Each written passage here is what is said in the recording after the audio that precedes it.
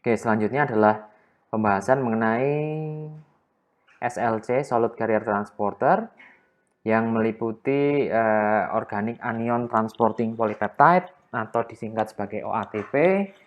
Kemudian yang kedua adalah Organic Anion Transporter yang disingkat sebagai OAT, maupun Organic Cation Transporter ya disingkat sebagai OCT maupun OCTN.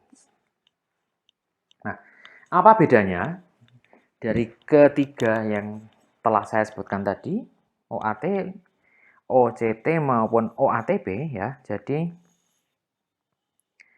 kalau dari namanya pasti yang satu membawa kation, yang satu membawa anion, yang satu adalah polipeptida yang membawa anion gitu ya.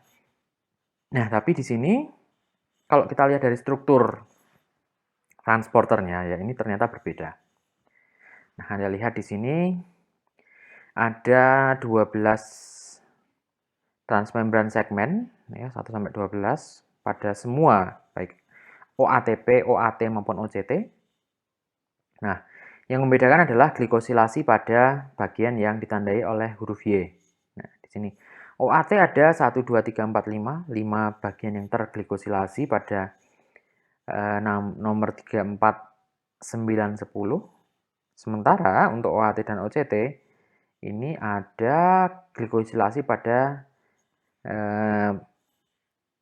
transmembran yang nomor bagiannya adalah 1 sampai 2.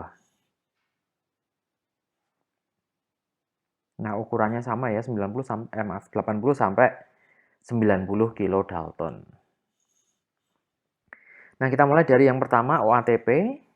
Ini dikode oleh gen namanya SLCO.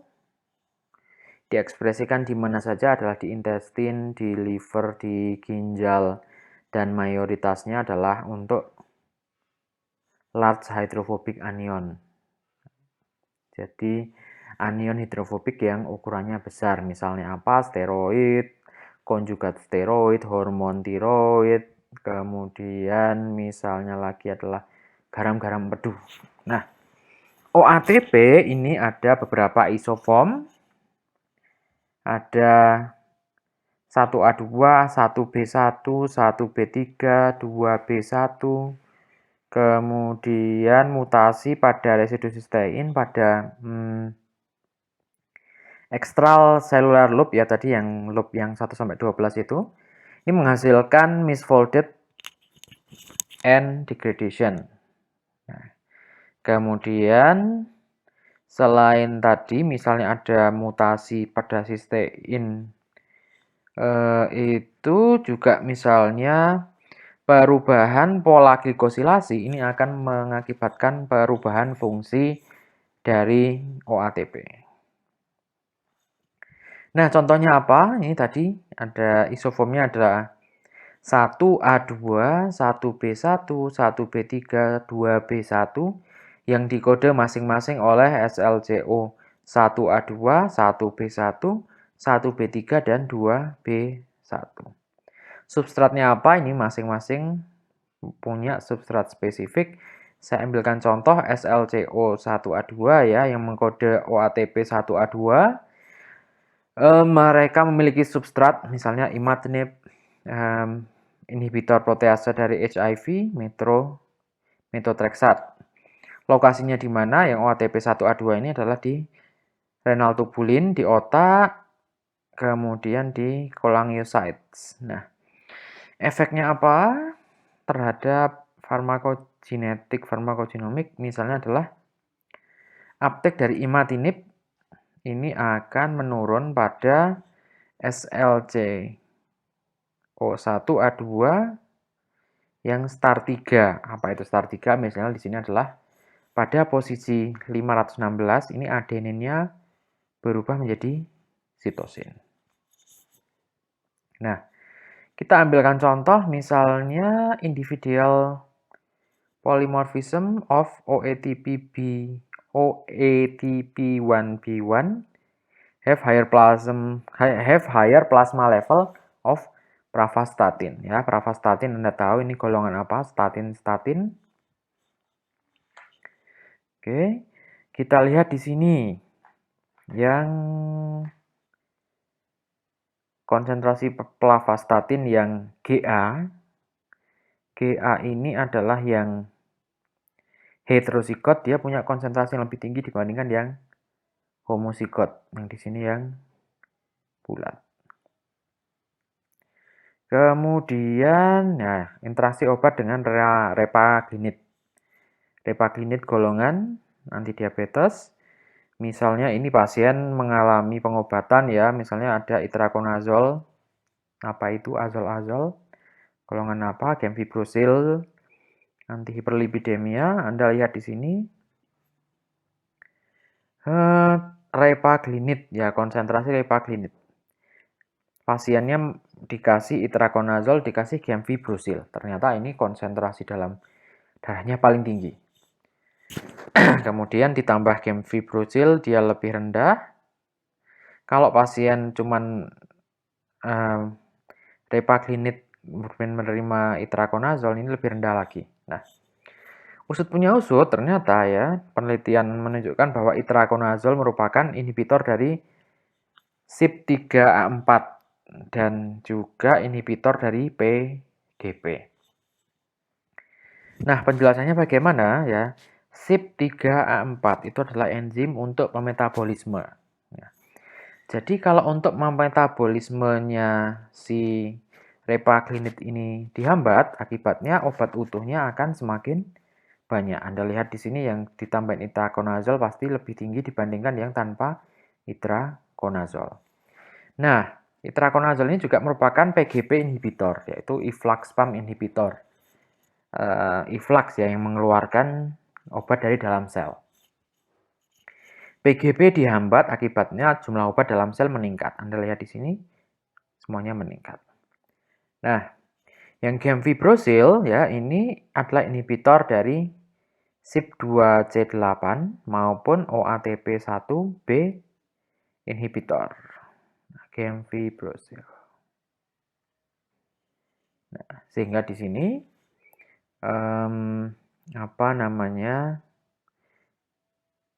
jumlah obat ya repaglinitnya meningkat pada penggunaan obat secara bersama. Nah, golongan yang pertama tadi adalah OATP ya, polipeptidat yang mentransport anion organik, yang sekarang adalah OAT. Organic anion transporter, itu transporter anion organik. Dikode oleh gen SLCC22A, diekspresikan di liver maupun ginjal. Substratnya mayoritas adalah anti kanker, antibiotik, antihipertensi. Dia memiliki 11 isoform, antara lain OAT1 sampai 4, OAT1, 2, 3, 4, urat maupun OAT5. Nah, OAT1 sampai 3 ini bertanggung jawab pada eliminasi obat di ginjal ya, ke urin. OAT4 in charge atau bertanggung jawab pada reabsorpsi substrat pada urin. Jadi ada yang reabsorpsi, ada yang pada eliminasi. Ya. Tadi isoformnya ada OAT1, 2, 3, 4 ya. Kita ambil contoh misalnya dikode oleh gen namanya SLC22A6, A7 dan A8. Untuk OAT1, A1, A2 dan A3. Substratnya tadi misalnya antibiotik, anti kanker, lokasinya di tubulus ginjal karena tadi kan fungsinya untuk reabsorpsi maupun untuk eliminasi. Nah, satu contoh farmakogenomik yang terjadi adalah ini ya. Kalau pada gen gen SLCC22A6 ini ada variasi genetik yang bernama K525I, ini maka akan terjadi peningkatan uptake dari Cidofovir atau antivirus.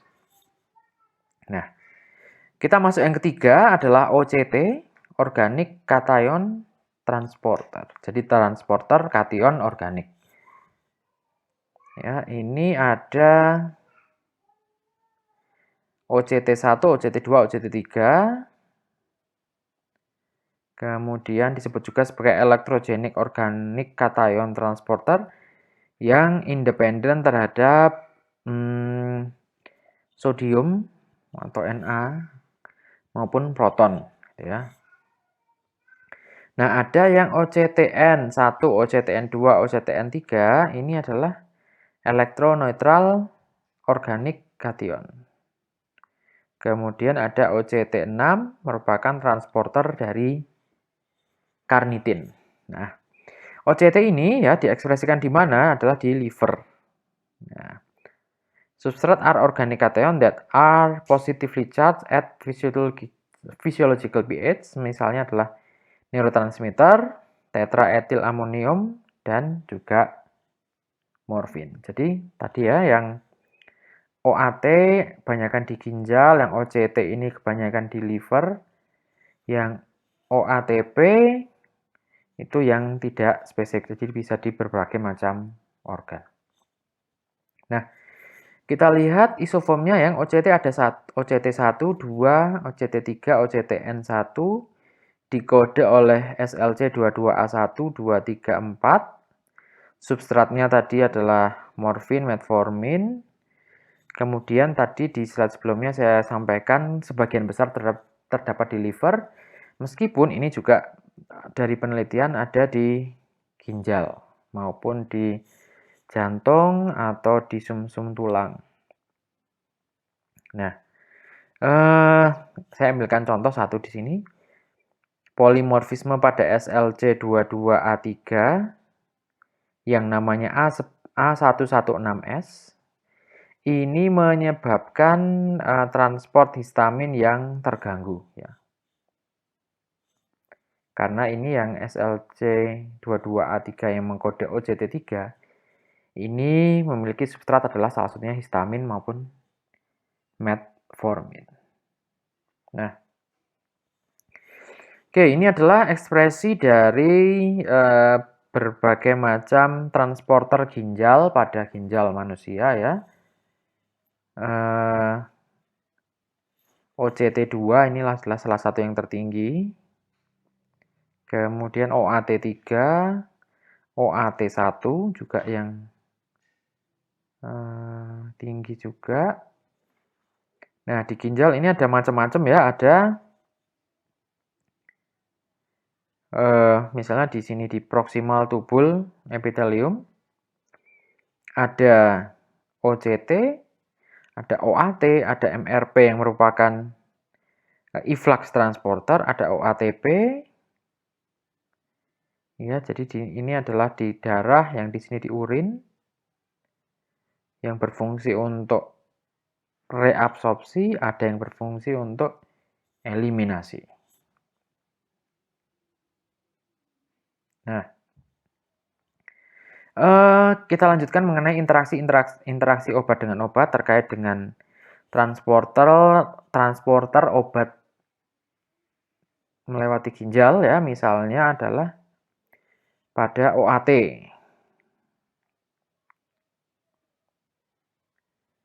Cefazolin, Anda tahu cefazolin, golongan cefalosporin, probenecid ini untuk apa? Aritmia, ya.